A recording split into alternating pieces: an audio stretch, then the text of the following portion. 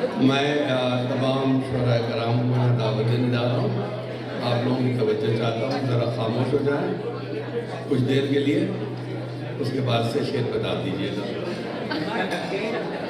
میں یہاں نون میم دانش صاحب تشریف لائیے. عمیرہ رحمان صاحبہ, ایم فراز, امبرین حسیب امبر, فرح کامران, عمیرہ رحمان, راجیش ریڈی صاحب, عارف سبزواری صاحب.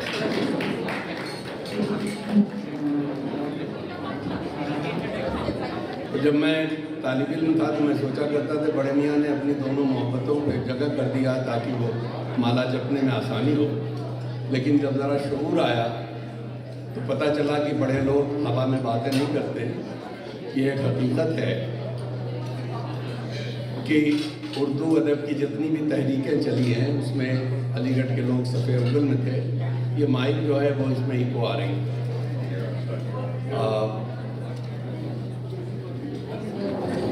وہ لوگ صف اول میں تھے اور میں ذاتی طور پہ سمجھتا ہوں کہ علی گڑھ تحریک خود بھی اردو زبان اور ادب کی ایک تحریک تھی.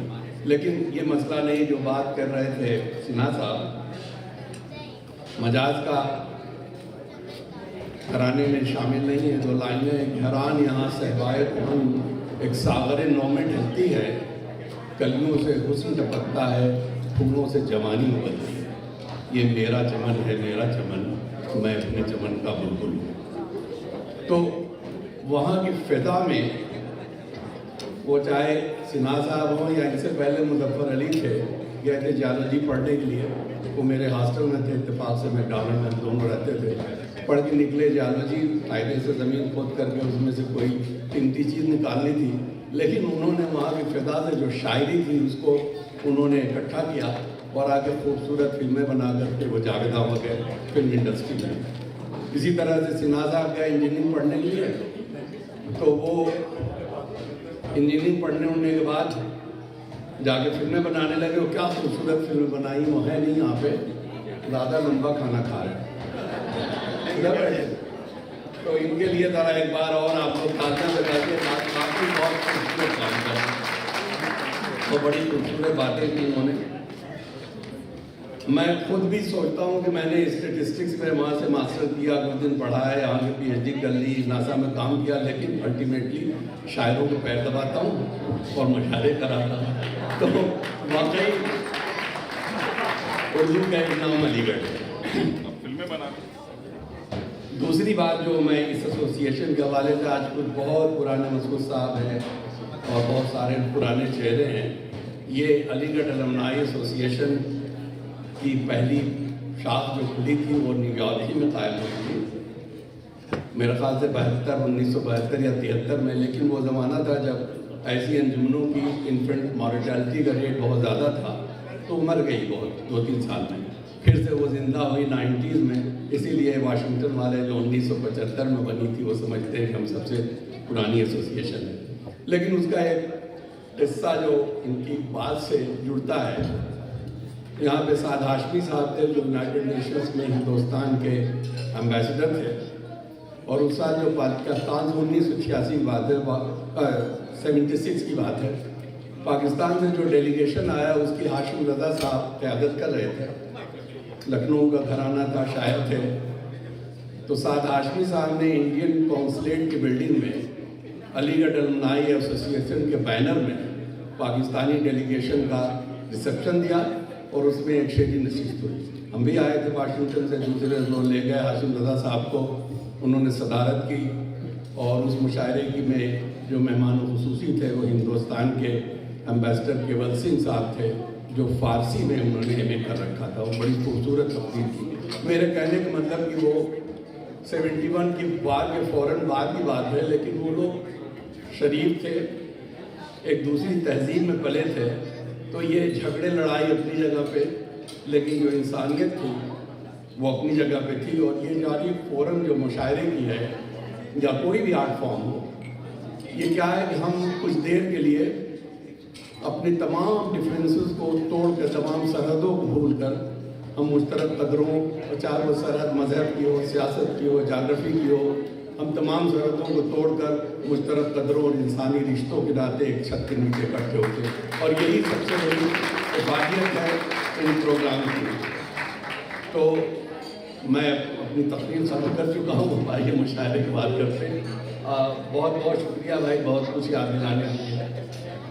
ये मुशायरे में मैं तारिक सब्ज़वारी साहब से एसोसिएशन के जो अरकान हैं उनके मशवरे पर उनसे दरख्वास्त करता हूँ कि वो इसकी सदारत कबूल करके हमारे सरकार तारिक सब्ज़वारी।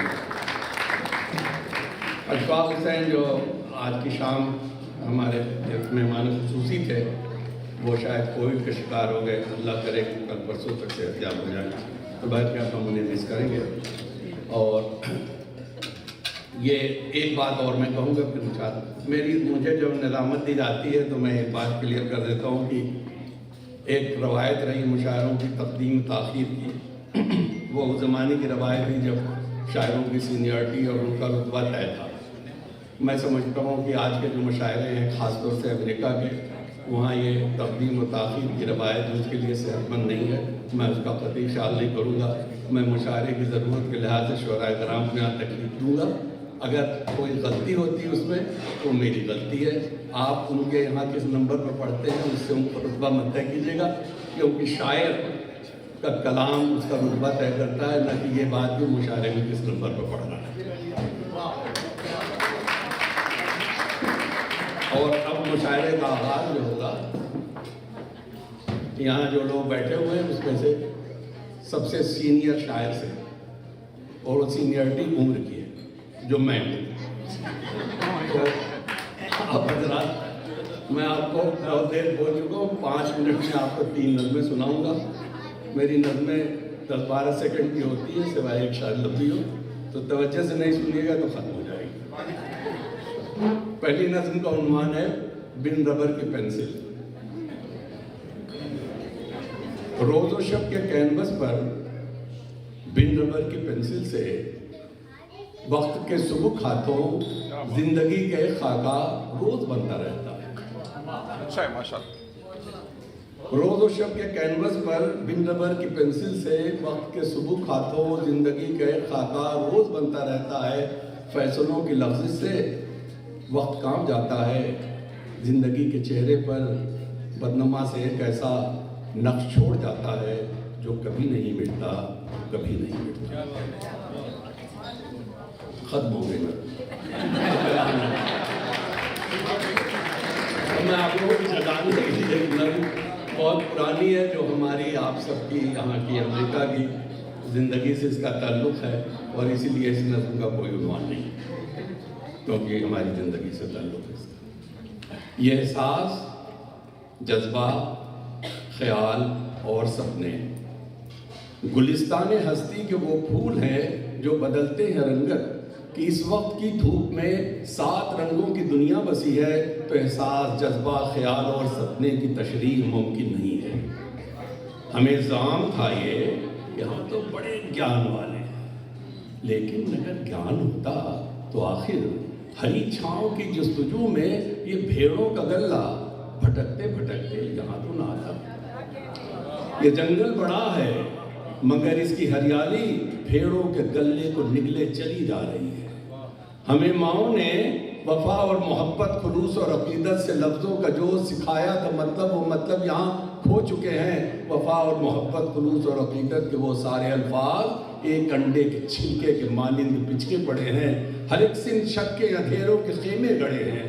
वफाओं की छाती पे वहमों का इफरीत बेताल नाचे चला जा रहा है, और दिलों में हसद की अंगीठी जलाकर अना की रज़ाई में दुबके हुए लोग लफ्ज़ों के तीरों पे अय्यारियों का हलाहल चढ़ाए चले जा रहे हैं। किसी को किसी पर भरोसा नहीं, सभी अपने खून में नहाए खड़े हैं। हमें ये खबर ही नहीं वो तीर जो चलाए थे औरों पे हमने, वो सारे नाविक हमारे अपने ही दिलों का लहू पी रहे हैं। न मैं रहा हूँ न तुम रहे हो, कि उस आदमी का जनाजा है हम तुम, हरी छाँव की जस्तजू में भटकते भटकते यहाँ के जो भीड़ में खो गया।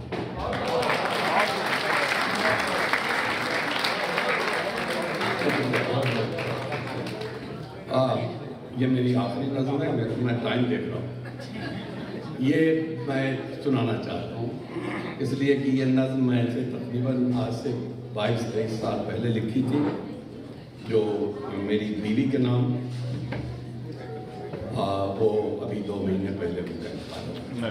تو نظم کو عنوان ہے تیرا ساتھ، صوفیہ کے نام۔ ایک سمندر ہے حوادث کا جو گھیرے ہے مجھے، کشتی ذات شکستہ ہے بہت، ایسے عالم میں کوئی حرف تسلی تیرا ایک پتوار سا لگتا ہے مجھے، ایسے عالم میں تیرا حرف دعا بادباں کوئی کھلا ہو جیسے، ایسے عالم میں تیرا ہاتھ کہ موسیٰ کا عصا ہو جیسے، راستہ بھی سمندر کے بنا ہو جیسے، ایسے عالم میں تیرا ساتھ کہ ہمراہ خدا ہو جیسے۔ اب آئیے آپ لوگ اصلی شاعروں کو سنیے بات کریں۔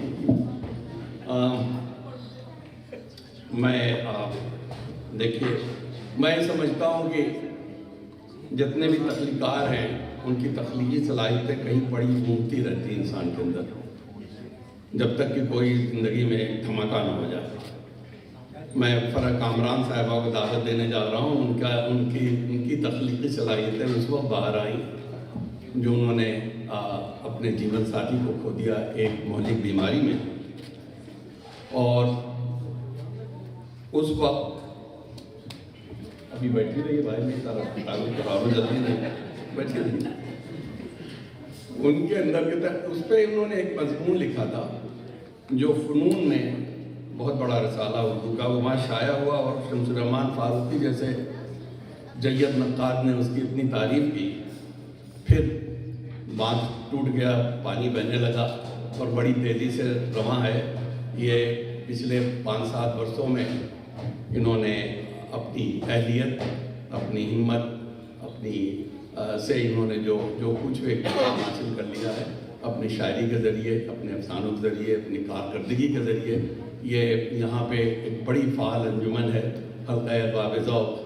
میں سمجھتا ہوں جتنی بھی انجمنیں اس طرح کی جو کام کر رہے ہیں اس میں سب سے فعال ہے، اس کی بڑی فعال کارکن ہے۔ میں فرح کامران سے درخواست کر رہا ہوں تشریف لائیں اور ہمیں اپنے کلام فرح کامران۔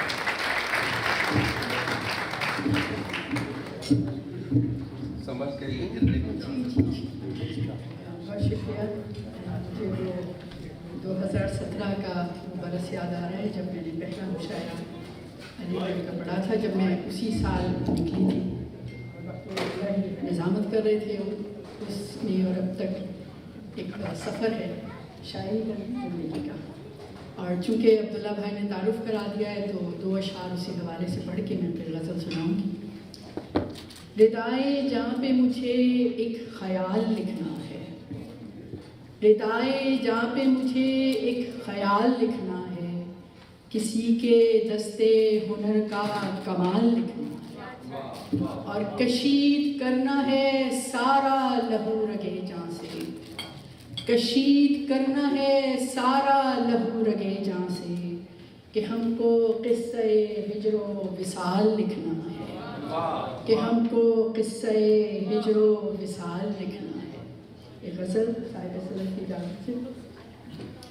مزاج دار ہوں ایک آن بان رکھتی ہوں، مزاج دار ہوں ایک آن بان رکھتی ہوں، میں اپنی ذات کو شایان شان رکھتی ہوں، میں اپنی ذات کو شایان شان رکھتی ہوں، قفس کو کھولو تو اڑ کر تمہیں دکھاؤں گی، قفس کو کھولو تو اڑ کر تمہیں دکھاؤں گی، میں آسمان سے اونچی اڑان رکھتی ہوں، میں آسمان سے اونچی اڑان رکھتی ہوں، میں اس زمانے کی عورت ہوں حق تو مانگوں گی، میں اس زمانے کی عورت ہوں حق تو مانگوں گی، شعور رکھتی ہوں شعلہ زبان رکھتی ہوں، شعور رکھتی ہوں شعلہ زبان رکھتی ہوں، جو آنا میری طرف تم تو سوچ کر آنا،